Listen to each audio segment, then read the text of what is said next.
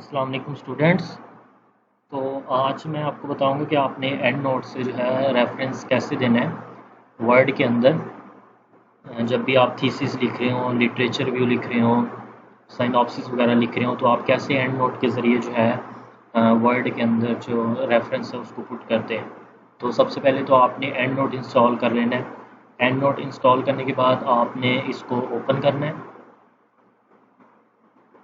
जब आप इसको ओपन करेंगे तो कुछ इस तरह की विंडो जो है वो ओपन हो जाएगी। तो सबसे पहले यहाँ पे ये मेरे ऑलरेडी एक लाइब्रेरी क्रिएट है, तो मैं इसको ऑफ़ कर देता हूँ। मैं एक न्यू लाइब्रेरी क्रिएट करता हूँ। जब आप ओपन करेंगे ना तो आपके पास जस्ट एक विंडो ओपन होगी, वहाँ पे कोई इस तरह का ऑप्शन जो है वो नहीं आ रहा होगा। ये मैंने पहले से लाइब्रेरी क्रिएट की हुई है, इसलिए ये मेरे पास 2 आर्टिकल्स पहले से इस लाइब्रेरी में है। तो लाइब्रेरी क्या होती है, आप लाइब्रेरी जो क्रिएट करते हैं उसमें वो रेफरेंसेस आते हैं, तमाम रेफरेंसेस जो आप अपने थीसिस में पुट करना चाहते हैं, अपने लिटरेचर रिव्यू में पुट करना चाहते हैं, साइनॉप्सिस में पुट करना चाहते हैं। तो सबसे पहले आपने फाइल में जाना है। फाइल में जाने के बाद न्यू पे क्लिक करके आपने लाइब्रेरी क्रिएट कर लेनी है। इस लाइब्रेरी को आप कोई भी फाइल नेम दे सकते हैं। लेट्स सपोज इसको माई एंड नोट लाइब्रेरी ही नाम दे लेते हैं, और इसको मैं सेव कर लेता हूँ डिस्क डी के अंदर।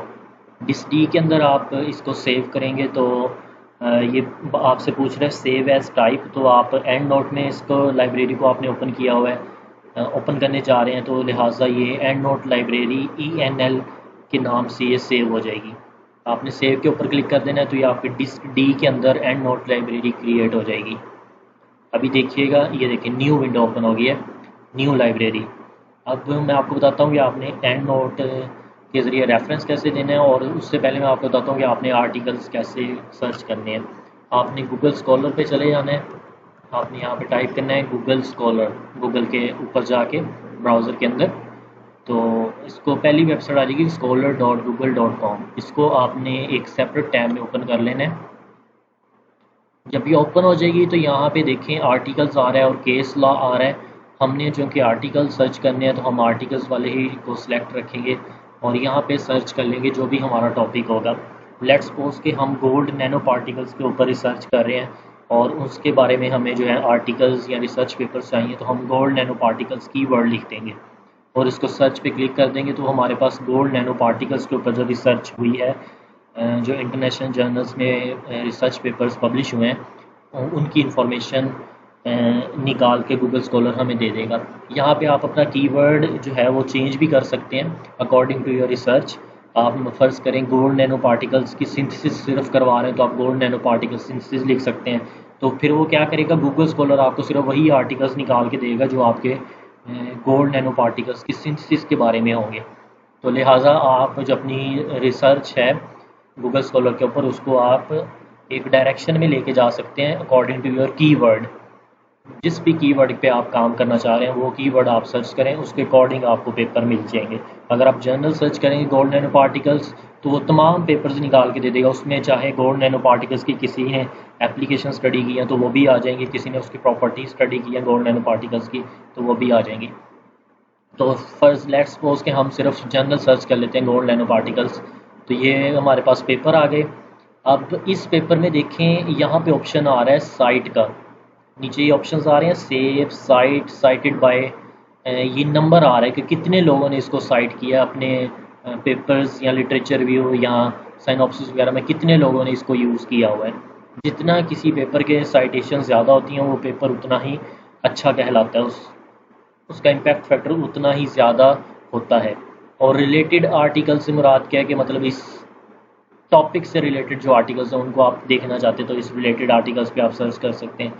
तो लेट्स सपोज कि हमने तो यहाँ पे सिर्फ जो है सिर्फ हमने साइट करना है इसको, तो हम सिर्फ साइट वाले पे क्लिक करेंगे। अब जैसे ही आप साइट वाले पे क्लिक करेंगे तो वो आपसे पूछेगा कि आप किस सॉफ्टवेयर के थ्रू, किस एप्लीकेशन के थ्रू इसको रेफरेंस देना चाहते हैं, बिबटेक्स, एंड नोट, रेफमैन, रेफवर्क्स। तो हम एंड नोट यूज़ कर रहे हैं तो हम इसको एंड नोट पे क्लिक कर लेंगे। एंड नोट पे क्लिक करेंगे तो ये हमारा पेपर जो है वो डाउनलोड हो जाएगा, और ये हम जब इसको क्लिक करेंगे तो ये ऑटोमेटिकली जो हमने लाइब्रेरी क्रिएट की थी न्यू, उसके अंदर ये पेपर जो है ओपन हो जाएगा। अब इस पेपर को हमने, चूँकि जहाँ पे भी हमने इस पेपर में से कोई भी बात उठाई है, हमने कोई भी लाइन ली है, तो उसको हमने अपने लिटरेचर व्यू, साइनॉप्सिस या रिसर्च पेपर में या रिसर्च आर्टिकल में उस लाइन को हमने लिखा है, तो हमने इसका रेफरेंस देना है। अब मैं यहाँ पे क्या करता हूँ, मैं वर्ड को ओपन कर लेता हूँ।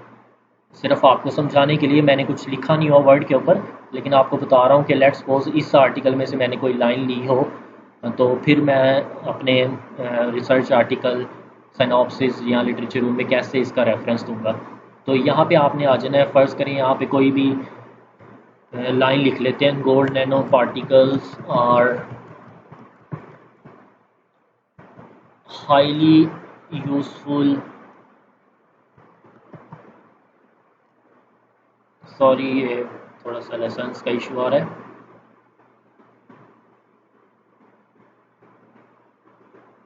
हाईली यूजफुल फॉर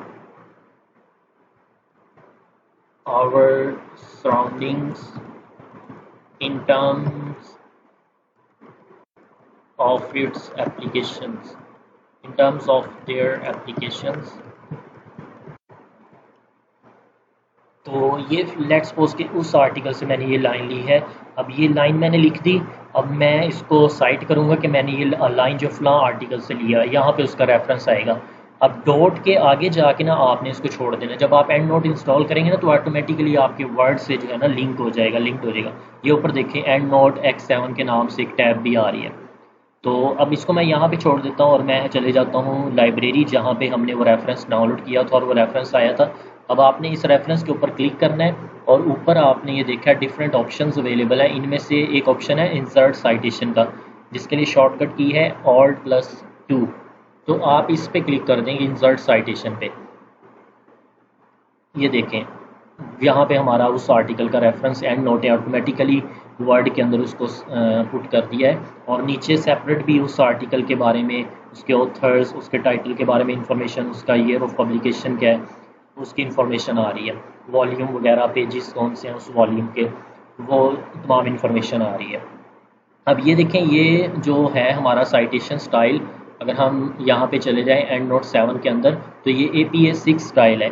यहाँ से आप अपना स्टाइल भी चेंज कर सकते हैं। आप इस साइटेशन स्टाइल में अपने रेफरेंस को पुट करना चाहते हैं, तो यहाँ पे APA6 मैंने ऑलरेडी इसको सिलेक्ट किया हुआ है, तो ऑटोमेटिकली ये APA6 स्टाइल में यहाँ पे आ गया। अगर आप इसको सेलेक्ट करके क्लिक करेंगे किसी और स्टाइल पे, तो इसको वो चेंज कर देगा वर्ड। अब ये देखें यहाँ पे इस साइटेशन स्टाइल में यहाँ पे उसने 1 शो कर दिया है, और वो 1 रेफरेंस कौन सा है, ये यहाँ पे उसने सारी उसकी इन्फॉर्मेशन बता दी है। तो इसको मैं चेंज ही कर देता हूँ, APA6 के अंदर ही हम इसको कर लेते हैं। इसको सिलेक्ट करेंगे दोबारा और APA6 कर देंगे। अब APA6 करेंगे तो दोबारा वही, जैसे पहले जिस स्टाइल से रेफरेंस ऐड हुआ था, वो दोबारा वही स्टाइल आ चुका है। तो इस तरह जो है आप अपने एंड नोट से वर्ड के अंदर जो है साइटेशन जो है वो ऐड कर सकते हैं, रेफरेंसेस ऐड कर सकते हैं। तो इस पे आप प्रैक्टिस भी कर सकते हैं, और अगर आपको कोई चीज़ नहीं समझ आ रही तो आप कमेंट बॉक्स में कमेंट करें, तो मैं जो है इंशाल्लाह लाजमी आप लोगों को रिस्पॉन्स करूँगा। Thank you so much.